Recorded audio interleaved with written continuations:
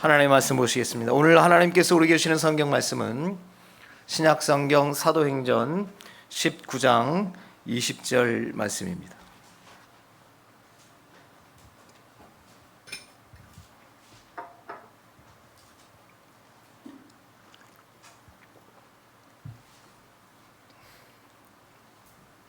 사도행전 19장 20절 말씀입니다.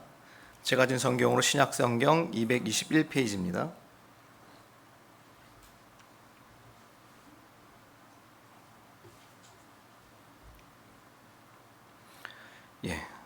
다 찾으셨으면 봉독하겠습니다.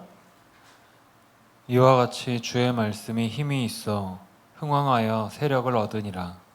아멘. 오늘은 사도행전 19장 20절 말씀을 가지고 말씀이 흥황하고 예배에 감격이 있는 교회라고 하는 제목으로 하나님의 말씀을 선포합니다. 우리 지난주부터 우리 교회의 6가지 핵심 가치를 다시 한번 우리가 나누면서 우리가 다시 한번 재무정하고 재정립하는 시간들을 갖고 있습니다. 하나님 목사 안수를 받을 때 저에게 하나님 보시기에 좋은 교회라고 하는 목회 철학을 주셨습니다. 이 땅에 교회가 참 많습니다. 근데 하나님의 시선으로 볼 때 하나님이 좋아하시는, 하나님이 기뻐하시는 교회는 어느 정도나 될까? 교회가 사람이 좋은 교회가 좋은 교회가 아니고 하나님이 보시기 좋은 교회가 좋은 교회입니다. 크기를 상관을 떠나서 사람의 모이는 수를 떠나서 하나님이 보시기 좋은 교회여야 합니다. 그래서 하나님이 그런 목회 철학을 주셔서 그때는 이제 목사 완전 초년생이기 때문에 이걸 어떻게 펼쳐나가고 이걸 어떻게 적용해 나가야 되는지 막막했습니다. 그러나 시간이 이제 거듭하면서 이것이 어떤 마음인지를 알게 되고 그것을 이렇게 정립할 수 있는 계기들을 주셨고, 부교육제 때나 또 지금 담임 목사가 돼서도 늘 이 목회 철학 가지고 사역을 하고 있습니다. 하나님 보시기에 좋은 교회가 무엇인가, 우리 주보에도 나와 있지만 그것을 6가지의 핵심 가치로 담았습니다. 성경에 보니까 하나님 보시기에 좋은 교회는 이렇게 정의가 내려져 있더라라는 겁니다. 그것을 우리가 6가지 핵심 가치로 정해서 우리 교회 모든 성도들이 그것을 선포하고 그것을 고백하며 신앙생활을 하고 있습니다. 하나님 보시기 좋은 교회는 첫째는 하나님이 주인 되시는 교회입니다. 우리가 지난주에 함께 나눴잖아요.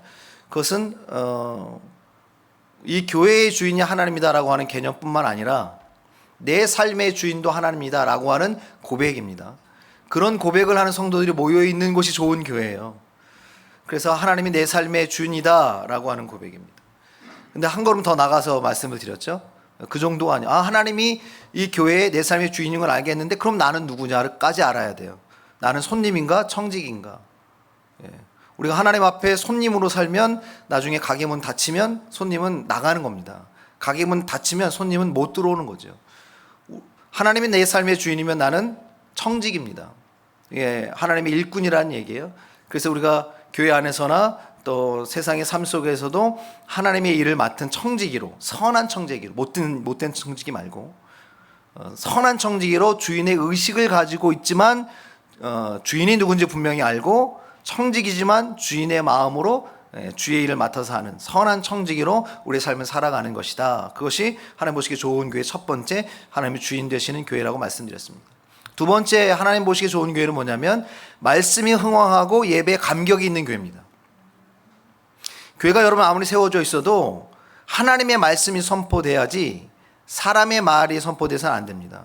목사가 가지고 있는 성경적인 지식이나 신학적 지식을 가르치는 곳이 아닙니다. 세상에 살아가고 있는 여러 가지 삶의 지침을 얘기해 주는 게 아니에요. 그냥 단지 용기에 북돋아주고 마음 아프니 위로해 주는 것이 교회가 아닙니다. 하나님의 말씀이 선포되는 것이어야 돼요. 말씀이 흥황하는 것이 하나님 보시기 좋은 교회입니다. 하나님의 말씀을 선포하지 않아도 인간의 여러 좋은 미사여고들을 다 가져다가 이런 생활의 지혜를 가져다가 문학적인 요소들을 가져다가 설교할 수 있습니다. 그거를 얘기할 수도 있습니다. 그러나 여러분 그것은 하나님 보시기 좋은 교회라고 말할 수 없습니다. 하나님의 말씀이 선포되어져야 되고 그 하나님의 말씀이 아멘 되어져야 되고 그 하나님의 말씀이 우리의 삶 가운데 역사할 수 있어야 돼요. 그래서 하나님 보시기 좋은 교회의 우리의 두 번째 핵심의 가치가 말씀이 흥황하고 예배에 감격이 있는 교회로 정한 겁니다. 오늘 본문의 말씀해 보시면 사도 바울이 에베소에서 전도하는 이야기가 나옵니다. 에베소 교회는 우상과 미신이 굉장히 만연한 지역입니다. 에베소는. 그 에베소에서 사도 바울이 하나님의 말씀을 선포하고 하나님의 말씀을 강론합니다. 그런데 거기에 어떤 무리들은 하나님의 말씀을 비웃습니다. 마음이 완악해서 듣지 않습니다. 그랬더니 사도 바울이 사람들을 따로 모았습니다. 그 제자들을 따로 모았다고 하는데 이거는 뭐 예수님의 제자 이 개념이 아니고 하나님의 말씀을 듣는 자들이에요. 따로 모아서 2년 동안 하나님의 말씀을 가르칩니다. 그렇게 하나님의 말씀을 가르칠 때 그 지방 안에, 그 교회 안에 놀라운 역사들이 일어납니다. 하나님의 말씀을 가르치는 사도 바울에게도 능력을 주셔서 사도 바울이 지니고 있던 손수건이나 앞치마를 가지고 병든 사람에게 덮으니까 병든 사람이 나아요. 여러분 아시겠지만 사도 바울은 놀라운 능력들을 많이 나타냅니다. 우리가 온가족 특별 새벽 예배를 통해서 강력한 돌파력의 기도라고 하는 주제로 하나님의 말씀을 받았습니다. 우리가 이 8월 한 달 동안 열심히 그렇게 기도하면 나간다는 거죠. 그 모델로 하나님이 엘리야 선지자를 말씀하셨어요. 불의 선지자입니다. 놀라운 기도의 능력을 나타냈잖아요. 근데 사도 바울은 말씀의 능력을 나타내는 사도입니다. 그래서 그가 가서 하나님의 말씀을 선포할 때 놀라운 변화의 능력이 나타나고 치유의 능력이 나타나고 하나님의 임재와 영광의 능력이 나타납니다. 심지어 사도 바울은 로마 황제 앞에 서서 하나님의 말씀을 담대하게 전하죠. 나중에는 어떻게 됩니까? 그의 복음의 증거가 로마의 국교가 기독교가 됩니다. 엄청난 사건이죠. 한 사람의 복음 전함이 팍스 로마노라고 하는 그 로마의 힘으로 세계의 평화를 유지하는, 물론 자기 뜻대로 유지하는 평화지만 그만큼의 권력이 있는 로마를 변화시키는 겁니다. 말씀의 능력의 사도입니다. 오늘 본문의 내용에 그 내용들이 나타나고 있습니다. 그러면서 뭐라고 말씀을 정리하고 있냐면 이와 같이 주의 말씀이 힘이 있어 흥왕하여 세력을 얻으니라 라고 말씀하고 있습니다. 하나님의 말씀이 흥왕할 때 세력을 얻어요. 하나님이 우리를 지으시고 우리에게 하나님의 영을 불어넣어 주셨습니다. 하나님의 생명을 불어넣어 주셨어요. 여러분 모든 사람이 다 건강하고 튼튼하고 능력 있지 않잖아요. 사람마다 다 다릅니다. 체력이 틀리고 능력이 다 다르잖아요. 하나님이 우리를 하나님의 사람으로 부르시고 우리를 거듭나게 하셨습니다. 그런데 그 하나님의 사람이 하나님이 지으신 교회가 능력이 있는 교회로 영혼들을 살려낼 수 있는 힘이 있어야 사람을 살리거든요. 내가 힘 없으면 사람 살릴 수 없습니다. 내가 힘이 있을 때 내가 사람을 살리고 하나님의 나라를 일궈 가는 것이죠. 하나님 보시기에 좋은 교회는 능력이 있어야 됩니다. 그런데 그 능력은 어디서 나타나냐면 하나님의 말씀이 흥왕할 때에 나타나는 능력이에요. 말씀이 흥왕해서 세력을 얻으니라 그랬어요. 우리 삶 가운데 내 마음 가운데 하나님의 말씀이 흥왕하면 여러분 우리가 능력이 나타납니다. 그때 세력을 얻는 거예요. 사람의 말이 여러분 오간다고 해서 그 교회가 능력 있지 않습니다. 정말 영혼이 살아나고 하나님의 나라가 확장되고 하나님의 임재하심을 경험하는 교회는 하나님의 말씀이 흥왕한 교회입니다. 여러분 한번 점검해 보세요. 내 안에 하나님의 말씀이 흥왕한가? 하나님의 말씀이 내 안에서 불일 듯 일고 하나님의 말씀에 대한 사모함이 있고 하나님의 말씀에 대한 열정이 내 안에 있는가라고 하는 거예요. 하나님의 말씀이 흥왕할 때에 세력을 얻습니다. 교회나 나나. 여러분 이제 우리는 이제 다 이해하고 있습니다. 여러분 교회라고 얘기할 때 교회는 지금 여기만이 아니잖아요. 교회를 할 때는 뭐예요? 나를 포함합니다. 우리 각자가 하나님의 교회예요. 그러니까 말씀의 흥왕이 세력을 얻는 교회는 말씀의 흥왕하면 내가 그렇게 된다라고 하는 것입니다.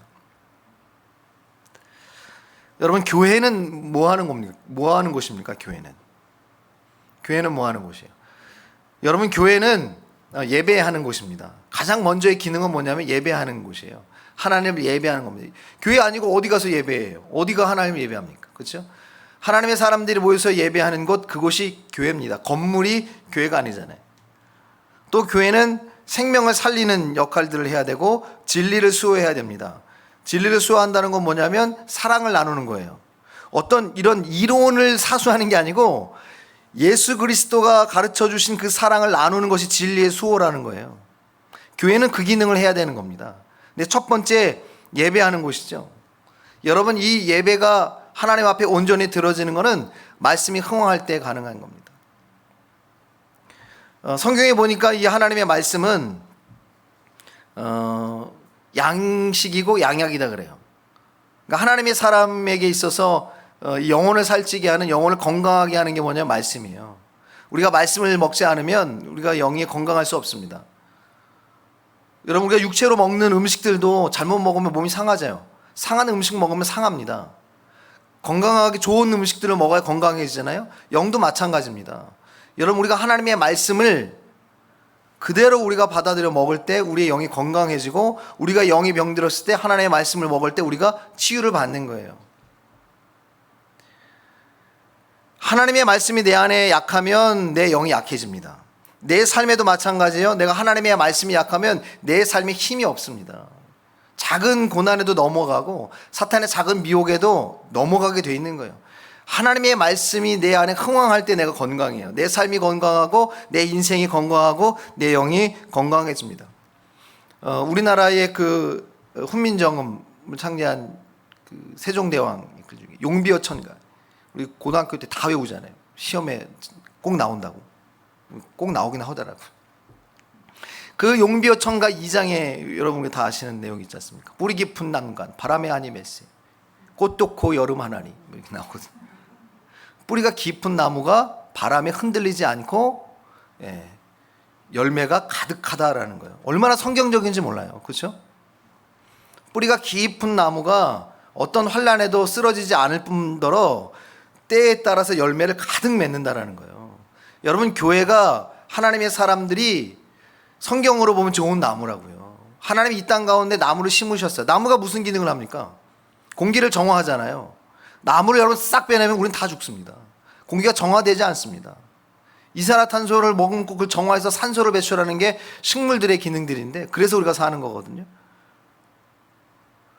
하나님이 이 땅 가운데 교회를, 그리스도인들을 나무로 심으신 거예요. 그럼 우리가 정말 좋은 이런 공기들을, 영적인 이런 살 수 있는, 호흡할 수 있는 공기를 내뿜어야 된다고. 그걸 그리스도의 향기요, 그리스도의 냄새다라고까지 성경은 표현하고 있습니다. 뿌리가 여러분 우리가 깊어야 돼요. 하나님의 말씀이 심기워질 때에 우리의 삶 가운데 말씀의 능력이 나타난다고요. 제가 청년 그 사역을 할 땐, 설교할 때마다 맨 처음에 항상 그걸 해서 성경책을 들고 청년들에게 다 성경을 오른손에 들어라. 너희의 오른손에 들어라. 그리고 나를 따라서 얘기하라. 이 성경은 하나님의 말씀인 것을 믿습니다. 이 말씀을 읽고 듣고 지켜 행하면 이 말씀에 기록된 기사와 이적과 능력과 축복이 내 삶 가운데 나타남을 믿습니다. 이거를 선포하고 설교를 시작했어요. 근데 여러분, 하나님의 말씀이 정말 내 삶에 흥왕하고 하나님의 말씀이 내 안에 정말 선포되는 사람은요, 분명히 여러분 인상이 달라집니다. 왜냐하면 여러분, 하나님은 말씀으로 존재하시거든요. 하나님은 말씀으로 모든 것을 역사하십니다. 천지를 뭐로 만드셨어요? 말씀으로 만드셨어요. 그 말씀으로 지금도 세상을, 나를 통치하시고 보존하시고 역사하시고 운행하신다고요. 그런 여러분, 하나님의 말씀이 우리 안에 들어올 때 놀라운 흥왕의 역사가 일어나요. 여러분, 사도행전에 보면 다 하나님의 말씀의 역사들이라는 거예요. 이 사도행전의 역사가 오늘 내 삶에도 일어나느냐? 당연히 일어납니다. 그래서 여러분, 사도행전을 정말 믿음으로 받는 사람들은 사도행전 28장까지 있거든요. 사도행전 29장을 이제 내가 써내려가자 하면서 자신의 인생에 사도행전 액츠 29를 새겨놓고 그렇게 산다고요. 말씀대로 산다고요. 그 놀라운 역사들이 일어나는 거예요. 오늘 여기 본문 말씀 한번 보세요. 8절과 9절입니다. 본문 8절 9절. 바울이 회당에 들어가 석 달 동안 담대히 하나님 나라에 관하여 강론하며 권면하되, 어떤 사람들은 마음이 굳어 순종하지 않고 무리 앞에서 이 도를 비방하거늘 그랬어요. 하나님의 말씀이 선포됐음에도 불구하고 그 하나님의 말씀이 그 안에 흥황하지 않으니까 오히려 하나님의 말씀을 비방합니다. 하나님을 대적합니다. 하나님을 비방하고 대적하는 영혼의 끝은 뭡니까? 그건 여러분 지옥불이거든요. 멸망일 수밖에 없는 겁니다. 하나님의 말씀이 내 삶 가운데 심기워질 때, 그 말씀이 내 삶 가운데 심기워질 때예요. 그럴 때 여러분 뿌리가 깊게 내리죠. 그럴 때 여러분 줄기가 나고 튼튼한 나무가 돼서 열매를 맺습니다. 하나님의 말씀이 내 삶 가운데 심기워져야 세력을 얻어요. 똑같이 우리가 예수를 믿어도요, 세력을 얻는 사람이 있다는 거예요. 기도할 때 병든 자가 일어나고, 기도할 때 응답이 일어나고, 고난과 환난 가운데도 복음을 증거하고 하나님의 영광을 드러내는 삶들은 다 말씀을 통해서 세력을 얻는 거예요. 사도행전 4장 20절 말씀에 보면 하나님의 나라는 말에 있지 않고 능력에 있다고 그랬어요. 말만 잘하는 게 그리스도인이 아니에요. 말한다고 여러분 천국 가는 게 아닙니다. 능력이에요. 하나님의 말씀의 능력이 있는 사람을 얘기하는 겁니다. 참 그리스도인이라면 세력을 얻어야 돼요. 말씀의 흥왕을 통해 세력이 여러분 가운데 있느냐는 거죠. 하나님의 말씀이 들어가니까 어떤 역사가 일어나요? 구원의 역사가 일어나고 여기 병든 자가 일어나고 악귀들이 떠나가고 이런 일들이 일어나잖아요. 심지어는 14장에 보면 유다의 한 제사장 스게와 7 아들도 일을 행하나니 이렇게 되어 있어요. 사도 바울이 말씀을 가지고 역사들을 막 일으키니까 신기한 거예요. 왜냐하면 눈에는 보이니까 신기하거든요. 자기들도 따라하는 거예요. 제사장인데도 하나님의 말씀이 없어요. 제사장인데 말씀은 없고 자신의 경험과 방식으로 그냥 점치면서 제사장 역할을 하는 거예요. 하나님의 말씀이 그 안에 없습니다. 말씀이 없으면 인생은 다 무너지게 되는데, 그래서 그들도 사도 바울이 하는 걸 그대로 따라요. 그랬더니 16절 보세요. 15절 16절. 악기가 대답하여 이르되 내가 예수도 알고 바울도 알거니와 너희는 누구냐? 너 누구냐? 그래요. 제사장이거든요. 너 누구냐? 하나님이 물어요. 교회 다녀? 너 그리스도이냐? 너 누구냐? 묻는단 말이죠. 제사장임에도 불구하고 하나님의 말씀이 그 안에 흥하지 않으니 하나님의 능력 세력을 얻지 못합니다. 단번에 알죠. 귀신들이. 너 누구냐라고 얘기하는 거. 결국은 16절. 악기 들린 사람이 그들에게 뛰어올라 눌러 이기니 그들이 상하여 벗은 몸으로 그 집에서 도망하는지라.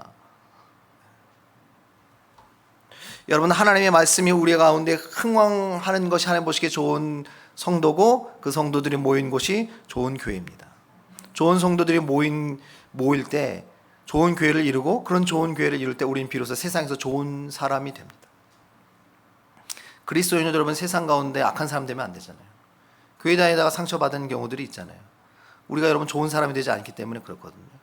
좋은 사람은 우리가 그냥 인격을 연마한다고 되는 게 아니에요. 좋은 성도가 되고 좋은 교회를 이룰 때 우리는 세상에서 좋은 사람 돼요. 그러려면 말씀이 흥왕해야 된다는 겁니다.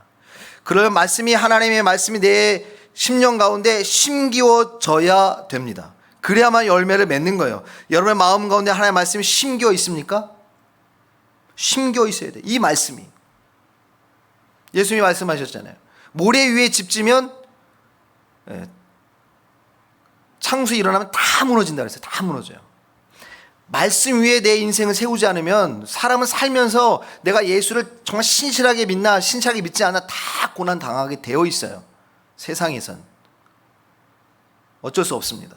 이미 사탄이 공중권세를 잡았고 세상은 이미 타락했기 때문에 우리가 예수 잘 믿어도 애매한 고난을 다 당할 수밖에 없습니다.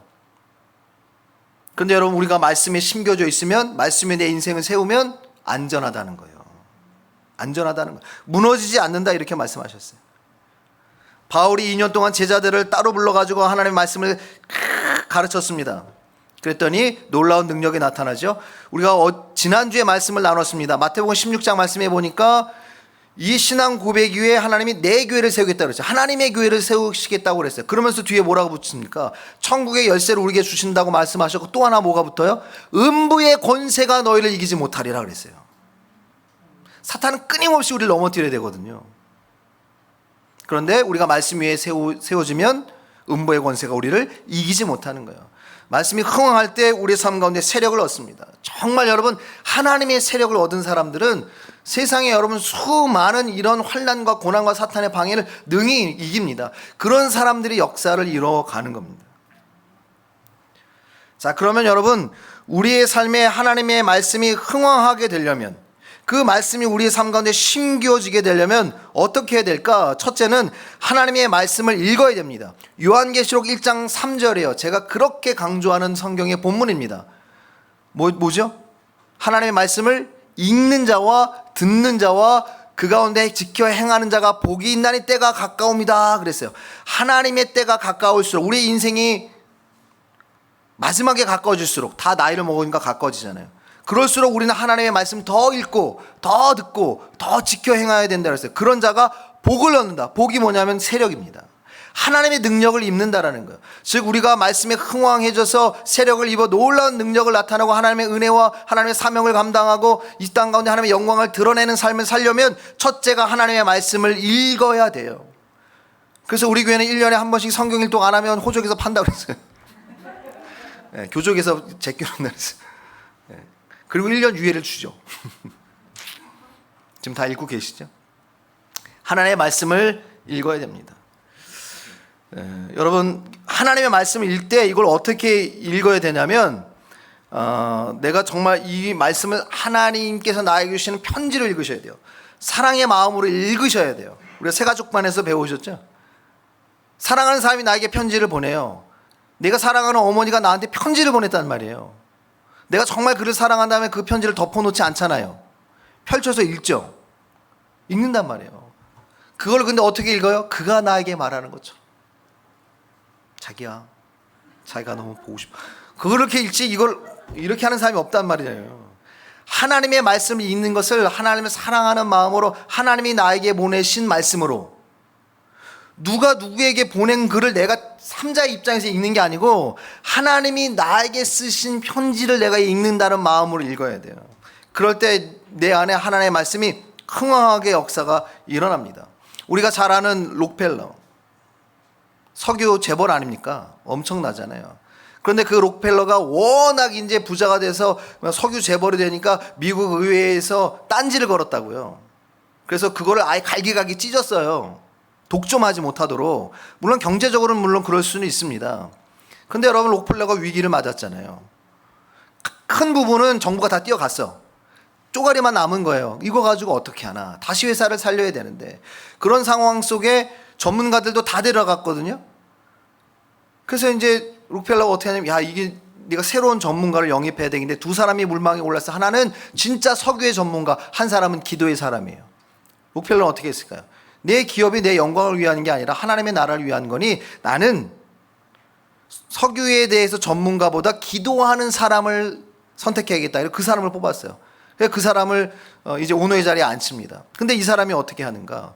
이제 석유를 다시 채굴해야 되잖아요. 다시 시추해서 석유 원전을 파야 돼요. 정부에서 다 가져가 버렸으니까 강제로. 다시 파야 되지 않습니까? 이게 또 어디 가서 파? 이거 하나 팔려면 얼마나 오래 걸리는데. 이거 팔려면 돈이 얼마나 많이 투자해야 되는데. 어떻게 해야 되나? 그 사람이 기도를 합니다. 하나님 능력을 주셔서 우리가 원전을 개발할 수 있도록 발견할 수 있도록. 그리고 이게 현장에 나가야 되는데 그 사람은 앉아서 기도만 하고 성경만 봐. 그러니 다른 임원들이 막 속이 터져. 저 록펠러가 잘못 뽑았다. 저거 오너 잘못 뽑았다. 아니 현장에 나가가지고 어디 석유가 있는지 찾아보고 물어보고 해야지. 탐사를 해야지. 앉아가지고 기도하고 성경만 읽으면 답이 나오냐. 근데 그 사람이 성경을 읽다가 출애굽기를 읽다가 그 요게벳이 모세를 나일강에 띄울 때 그 바구니에다 뭘 발라요? 역청을 발라. 역청이 뭐냐면 석유예요. 석유. 아스팔트. 이걸 발랐다는 거야. 뭐야? 그러면 애굽, 이집트에 석유가 있다는 얘기네. 그래서 이집트 나일강에 가가지고 막 시출하는 거예요. 막. 그랬더니 원전이 나왔을까요? 안 나왔을까요? 나왔죠. 그 나중에 여러분 그 록펠러가 뛰어갔던 그것도 정부에서 운영하니까 안 돼. 그게. 그래가지고 막 적자를 내니까 결국 다시 록펠러가 운영하는 거예요. 하나님의 말씀을 읽으면 인생에 답이 있다라는 거죠. 왜냐하면 천지 모든 것을 하나님이 지으셨기 때문에 우리의 마음과 감정마저도 하나님이 지으셨기 때문에 성경에 답이 있습니다. 하나님의 말씀을 읽을 때 그 말씀이 흥황하고 그 말씀이 우리의 가운데 세력을 나타내는 줄 믿습니다. 어떤 사람은 마음이 굳어그랬어요. 하나님의 말씀을 읽고 듣지 않는 겁니다. 자, 하나님의 말씀이 우리의 삶 가운데 흥황하려면 두 번째가 하나님의 말씀을 들어야 되는 거예요. 듣는 겁니다. 이 듣는 건 뭐냐면 우리가 설교를 듣는 거예요. 하나님의 말씀을 그대로 여러분에게 증거하는 겁니다. 이걸 좀 쉽게 이해할 수 있도록 엄마가 자녀에게 음식을 콕 집어가지고 이렇게 먹이는 것처럼 이유식을 만들어서 먹이는 것처럼 소화 잘 되라고 먹이는 것처럼 하나님의 말씀을 그 주에 우리에게 주시는 하나님의 말씀을 잘 이렇게 믹스해가지고 여러분에게 주는 거 이렇게 떠먹여 주는 겁니다. 그 하나님의 말씀을 여러분이 들으실 수 있어야 돼요. 그런데 들을 때 어떻게 들어야 되는가? 귀를 열고 들어야 됩니다. 하나님의 말씀, 여러분 믿음은 들음에서 난다고 그랬거든요. 믿는 자에게 역사가 일어납니다. 기도할 때 우리가 어제 말씀을 나눴잖아요. 믿음으로 기도할 때 하나님 들으신다고 그랬어요. 믿고 구하는 것은 다 받은 줄로 믿으라는 거예요. 그러면 역사가 일어나잖아요. 근데 그 믿음은 어디서 나냐? 믿음은 들음에서 난다라고 로마서에서 말씀하고 있다고요. 하나님의 말씀을 여러분이 들으셔야 돼요. 유튜브에서 찾아보지 마시고 현장에서 살아계신 하나님이 이곳 가운데 임하셔서 하시는 말씀을 여러분 들으셔야 돼요. 목사의 말로 들으면 여러분 말씀이 흥할 수가 없습니다. 이걸 내 말로 들어야 되거든요. 지금 물에 빠진 사람에게 사는 방법을 가르쳐 주는 거죠. 침수되고 있는데 어떻게 알아? 여러분 차가 이제 물에 침수될 때 방법 아세요? 어떻게 나오는지? 바퀴 이상으로 올라가면 침수돼서 문이 안 열리잖아요. 자동차 문이. 그럼 어떻게 해? 깨고 나와야 되잖아요. 근데 여러분 깨고 나올 수 있나요? 깨는 게 없으면 못 나오잖아요. 그럼 어떻게 해요? 죽었네 이제. 방법이 뭐냐면 같은 선상이 될 때예요. 차 밖에 물 위와 차 안에 물이 같은 선상이 되면 문이 열립니다. 참아야죠. 기다렸다가 팍 열고 수용체에 나오든지 방법은 그거밖에 없는 거예요. 그러니까 생명과 직결된 걸 내 얘기라고 하면 여러분 쫑긋 듣잖아요. 그럼 마음에 확 들어오죠. 흥황하죠. 막 알았어 이제 그렇게 해야지가 된다고요. 하나님의 말씀을 여러분 그렇게 들으셔야 돼요. 한 귀를 듣고 한 귀를 흘리면 안 됩니다. 여러분 우리가 하나님의 말씀을 듣는다는 건 뭐냐면 그분 앞에 서는 거예요. 멈추는 거예요. 만약에 여러분 구기봉집사가 여기 막 여러 가지 일을 하고 있어요. 그러다가 제가 구집사 하고 부르면 구기봉집사가 어떻게 해요? 본체 만체 들은 채 만체 하고 그냥 막 돌아다니면 구집사가 나를 무시하는구나. 당연히 무시죠. 근데 제가 구집사 하고 불렀는데 딱 멈춰서 네 하고 반응하잖아요. 하나님의 말씀을 그렇게 듣는 거예요. 듣는다라는 건 하나님 앞에 멈춘다는 얘기거든요. 그분의 말씀을 듣는 겁니다. 여러분 우리가 바쁜 삶을 살아도 늘 하나님의 말씀 가운데 멈출 수 있는 여러분 되시길 주의 이름으로 축원합니다. 하나님의 말씀을 멈춰서 들을 때 우리가 하나님을 높여드리는 거고 하나님을 하나님으로 인정하는 거지. 여러분 우리가 막 들으면서 막 듣는 많은 등 들으면 하나님 무시하는 거예요. 하나님께 기쁨이 되는 게 아니라 오히려 하나님 무시하는 겁니다. 그러니까 여러분 주중에도 꼭 멈추셔서 하나님의 말씀을 들으십시오. 오늘 여러분 멈춰서 들으시잖아요. 근데 이 시간 여러분 졸면 하나님 무시하는 거죠. 제 얘기가 저는 괜찮아요. 물론 나도 마음이 좀 상하긴 합니다. 나도 마음이 만큼 상하긴 하지만 저는 괜찮아요. 그러나 여러분 하나님을 무시하는 겁니다. 이 시간 얼마 안 되잖아요. 30분 길어야 40분인데 여러분 만약에 오늘 한 사람이라도 졸면 나 1시간 하려니까. 하나님의 말씀을 여러분 들어야 될 줄 믿습니다. 제가 군대 갈 때입니다. 처음에 군대 가니까 그 당시는 군대가 지금 같지 않기 때문에 굉장히 두려웠습니다. 실제적으로 두려웠고 제가 군대 갔을 때 처음에 신병 자대 배치 훈련소 처음 들어갔을 때 진짜 엎드려 뻗쳐놓고 교관이 그 위로 뛰어다녔어요. 뭐 전투화발로 맞는 건 뭐 말도 아니었고 주먹으로 맞는 건 말도 아니었어요. 저는 운동을 했기 때문에 정말 많이 맞았거든요. 근데 군대에서도 그렇더라고요. 그게 두렵죠 군대가. 근데 처음에 군대 간다고 영장을 딱 받아가지고 군대 가러 갔는데 제 친구가 신학교 제 친구가 카드를 써가지고 딱 줬는데 여호수아 1장 5절에서 9절 말씀이에요.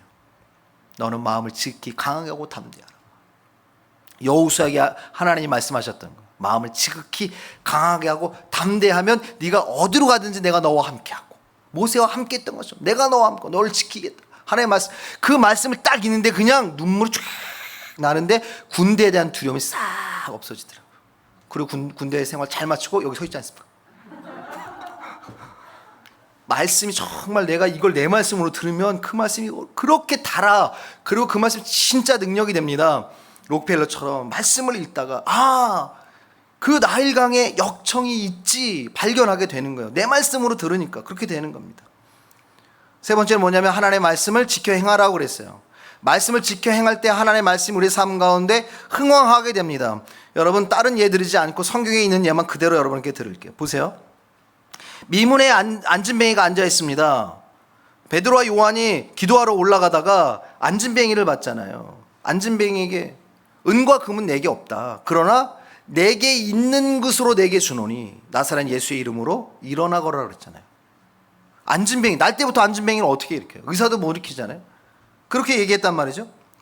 여러분 예수님이 제자들에게 깊은 곳에 가서 그물을 던져라 그랬어요. 깊은 곳에는 고기가 없거든요.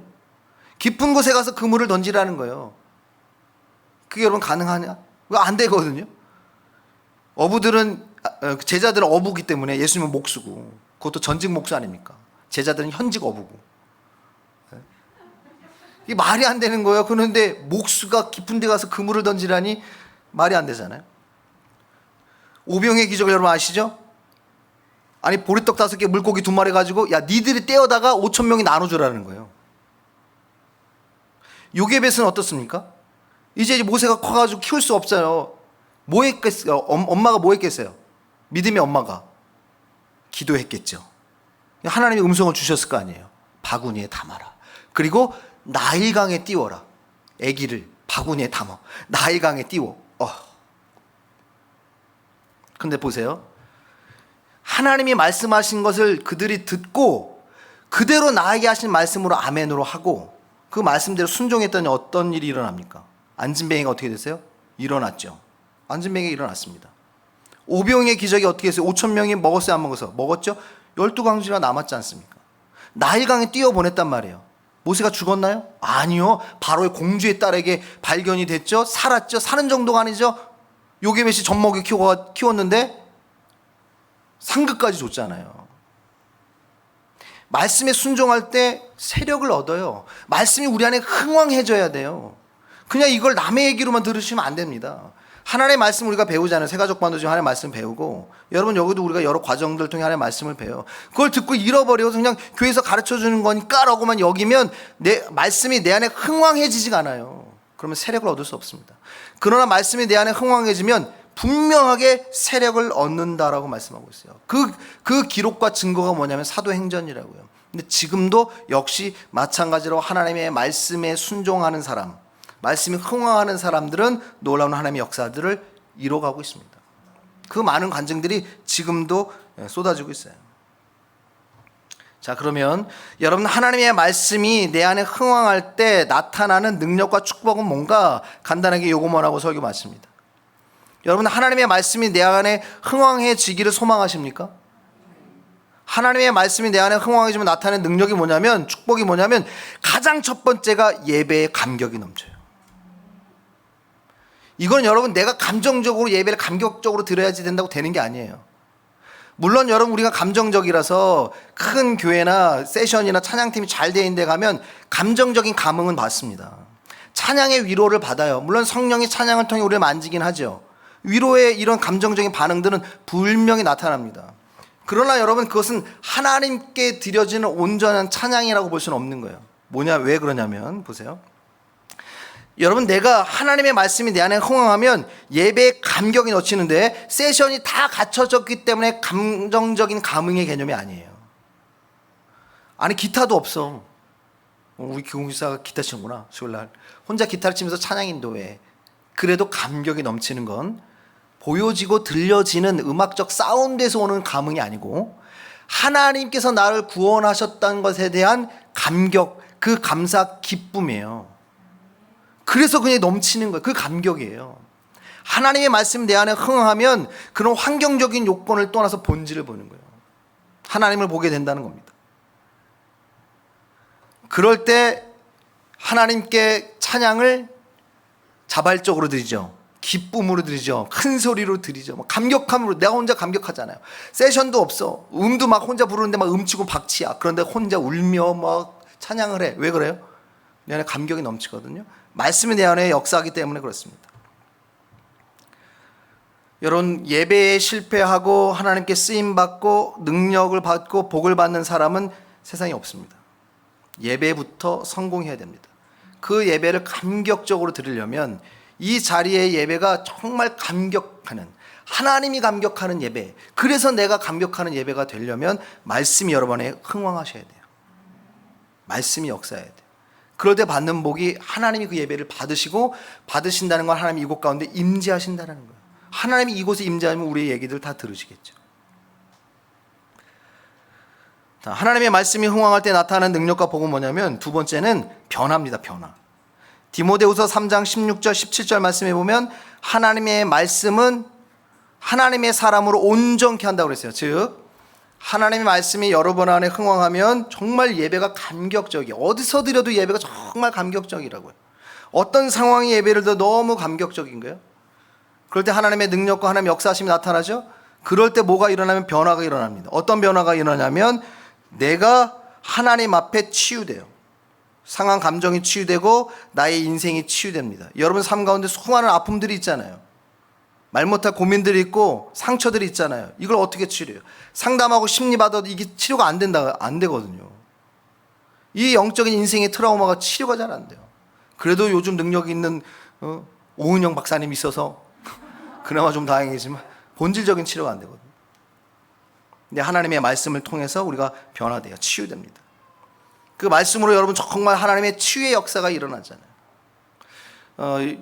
우리 교회 성도분들은 다 아시지만 그 8살짜리 의인이라는 아이예요. 소아암이 걸려가지고 당장 이제 죽게 되게 세우는데 그 아이를 두고 기도할 때 하나님 주신 말씀이 뭐냐면 오직 의인은 믿음으로 말미암아 살리라. 이 말씀을 저에게 주신 거예요. 이게 확신으로 오는데 기도하다가 주시는 감동의 확신이 분명할 때는 분명히 하나님 역사하거든요. 그래서 제가 그 집사님한테 얘기했어요. 집사님, 이 아이 안 죽습니다. 하나님 반드시 치유합니다. 새벽기도 끝나고 가서 데리고 나와라. 수술 들어가기 전에 머리 빡빡 깎으니 기도했어요. 그러고 나서 수술했는데 어떻게 됐다고요? 암이 없어졌다니까요. 그 집도한 사람이 누구냐면 삼성병원의 소아암 세계 전문이에요. 권위자라고요. 그분이 놀란 거예요. 애를 열었는데 자기가 분명히 진단하고 판단을 다 했는데 그래서 빨리 수술해야 된다 했는데 암이 없어진 거예요. 지금도 의인은 살아있잖아요. 건강하게, 아주 건강하게 있습니다. 왜 그래요? 하나님의 말씀이 우리를 치유하고 우리를 변화시켜요. 옛사람에 사로잡혀 있는 내가 아니라, 세상 가운데 사로잡혀 있는 내가 아니라 이제 하나님의 사람으로 나를 변화시켜요. 환경이 변화되고 내 삶에 이 질병이 치유되는 역사가 일어난다고요. 그게 여러분 다 어떻게 일어나요? 말씀이 흥왕할 때요. 그렇지 않으면 오늘 본문에 나오는 하나님의 능력에만 관심이 있고 하나님의 뜻, 말씀에는 관심이 없는 이런 주술사들과처럼 되는 거예요. 기적만 어떻게 베풀어 주십시오. 근데 여러분, 기적 쫓는 사람은 절대 기적에 만족 못합니다. 더 큰 기적 쫓아다닙니다. 그럼 하나님께 만족하는 사람은요, 늘 삶 가운데 기쁨이 넘쳐요. 오늘 본문에 그걸 다 보여주고 있습니다. 말씀이 흥황한 자와 흥황하지 못한 자의 모습입니다. 말씀을 여러분 정리합니다. 누가복음 1장 37절의 말씀에 보면 모든 말씀은 능하지 못하심이 없느니라 라고 말씀하고 있어요. 여러분, 하나님의 말씀이 내 안에 심기어지고 그 심겨진 말씀이 흥황하게 하십시오. 히브리서 4장 12절 말씀, 하나님의 말씀은 살았고 활력이 있어 좌우의 나에서는 어떤 검보다 예리해서 우리의 영과 혼과 및 관절과 골수, 나의 영적인 문제, 환경적인 문제, 마음의 문제, 육체의 모든 문제를 찔러 쪼개신다 그랬어요.